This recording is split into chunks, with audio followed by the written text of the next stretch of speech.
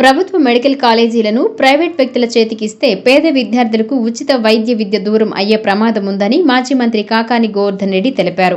నెల్లూరు జిల్లా ముత్తుకూరు మండల కేంద్రంలో మెడికల్ కాలేజీల ప్రైవేటీకరణకు వ్యతిరేకంగా వైఎస్ఆర్సీపీ కోటి సంతకాల సేకరణ కార్యక్రమం జరిగింది. మండల వైఎస్ఆర్సీపీ అధ్యక్షుడు మెట్ట విష్ణువర్ధన్ రెడ్డి, ఎంపీపీ గండవరం సుగుణ, వైఎస్ఆర్సీపీ సీనియర్ నాయకులు దువ్వూరు విశ్వమోహన్ రెడ్డి తదితరులతో కలిసి కాకాని ఈ కార్యక్రమంలో పాల్గొన్నారు. ఈ సందర్భంగా ముత్తుకూరు వచ్చిన కాకానికి స్థానిక వైఎస్ఆర్సీపీ నాయకులు ఘన స్వాగతం పలికారు. వైఎస్ఆర్ విగ్రహానికి పూలమాలలు వేసి నివాళులు అర్పించిన అనంతరం సంతకాల సేకరణ కార్యక్రమం జరిగింది. ఈ సందర్భంగా గోవర్ధన్ రెడ్డి మాట్లాడుతూ సొంత ప్రయోజనాల కోసం ప్రభుత్వ మెడికల్ కాలేజీల వ్యవస్థను ప్రైవేట్ వ్యక్తులకు అప్పగించాలని చూస్తున్నారని చెప్పారు. పెన్షన్ పంపిణీ మినహా ఒక్క అభివృద్ధి కార్యక్రమం కూడా లేదని కాకాని అన్నారు. ఈ కార్యక్రమంలో జెడ్పీటీసీ సభ్యుడు బందెల వెంకటకృష్ణయ్య, బన్నికుల క్షత్రియ కార్పొరేషన్ మాజీ డైరెక్టర్ నెల్లూరు శివప్రసాద్, పంటపాలెం గ్రామ సర్పంచ్ ఆల్పాక శ్రీనివాసులు, ఎలంగారి సాయి, అగ్ని, పలువురు ఎంపీటీసీలు, సర్పంచ్లు, నాయకులు పాల్గొన్నారు. వైఎస్ జగన్మోహన్ రెడ్డి గారు ఆంధ్ర రాష్ట్రానికి 17 మెడికల్ కళాశాలలు వైఎస్ఆర్ కాంగ్రెస్ పార్టీ ప్రభుత్వంలో మంజూరు చేయించడం జరిగింది.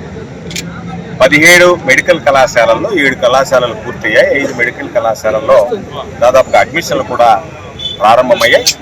మిగిలినటువంటి 10 మెడికల్ కళాశాలలు వివిధ దశలలో పురోగతిలో ఉన్నటువంటి నేపథ్యంలో కూటమి ప్రభుత్వం చంద్రబాబు నాయుడు ముఖ్యమంత్రి అయిన తర్వాత 10 కాలేజీలు మెడికల్ కాలేజీలు నిన్న ప్రైవేటీకరణ చేస్తానని చెప్పి ఒక నిర్ణయం తీసుకోవడం జరిగింది. అటువంటి పరిస్థితుల్లో రాజ్యాంగాన్ని పరిరక్షించాల్సినటువంటి బాధ్యత ఉన్నటువంటి గవర్నర్ గారిని కలిసి రాష్ట్ర ప్రజలకు సంబంధించి కోటి సంతకాలు సేకరించి వాటిని గవర్నర్ గారికి సమర్పించాలనేటువంటి ఆలోచనతో ఈరోజు కోటి సంతకాల సేకరణ కార్యక్రమానికి శ్రీకారం చుట్టి ప్రతి నియోజకవర్గం నుంచి కూడా 50,000 నుంచి 60,000 మంది దగ్గర సంతకాలు సేకరించి ఈ కోటి సంతకాల సేకరణ కానీ ప్రజలకు ఇచ్చినటువంటి హామీలను నెరవేర్చకపోవడం, సూపర్ 6 అని చెప్పి సూపర్ 7 అని చెప్పి ఊతలు కొట్టి ఆ హామీలను నెరవేర్చకుండా ప్రజల సొత్తును దోచుకోవడానికి ప్రజలు జీవనించుకోలేకపోతున్నారు. మాకు ఇచ్చినటువంటి హామీలు అమలు చేయకుండా, మాకు రావాల్సినటువంటి డబ్బులు ప్రభుత్వం అందించకుండా, మాకు సంబంధించినటువంటి సంపదను ఇతరులకు దోచిపెట్టడం, ప్రైవేటు వ్యక్తులకు దోచిపెట్టడం అనేటువంటిది ప్రజలు జీర్ణించుకోలేనటువంటి పరిస్థితిలో ఉన్నారు. అందుకే తిరగబడుతున్నారు.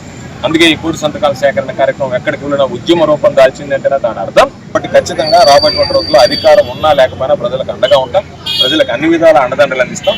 ఈరోజు యూరియాకి సంబంధించి మేము 3 బస్తాలు ఇస్తాం ఎకరాకి అని చెప్తే 3 బస్తాలు ఇవ్వడానికి చంద్రబాబు నాయుడు నాయన జోబుల నుంచి మరొకరు నాయన జోబుల నుంచి ఇవ్వడం లేదు. ప్రభుత్వం ఇవ్వాలి. రైతులకు ఇవ్వాల్సినటువంటి బాధ్యత ప్రభుత్వం. అందుకే రైతులకు చెప్తాం, మరలా చెప్తున్నాం, ఎక్కడైతే మీరు యూరియా పక్షపాత వైఖరి ప్రదర్శి మీ తెలుగుదేశం వాళ్ళకి ఇస్తామంటారో లేదా మరొకటి చేస్తారో ఖచ్చితంగా భారీ మూల్యం చెల్లించుకోవాల్సినటువంటి పరిస్థితి ఏర్పడుతుంది. అధికారులు గుర్తించిపెట్టి జిల్లా కలెక్టర్ గారికి చెప్తున్నాం, డిస్ట్రిక్ట్ అగ్రికల్చర్ ఆఫీసర్కి చెప్తున్నాం, ఎవరి విషయంలో కూడా లెక్క చేసేది ఉండదు. మాకు తెలిసి ఏ విధంగా పోరాటాలు చేయాలనో సాధించుకోవాలనో, కాబట్టి ఖచ్చితంగా ఆ విధంగా పోరాటం చేస్తాం, సాధించుకుంటాం. రైతులు అందరి పక్షాన పోరాడతాం. రైతులకు సంబంధించి సమృద్ధిగా యూరియా అందించేదానికి చర్యలు చేపడతామని చెప్పి ఈ సందర్భంగా తెలియజేస్తూ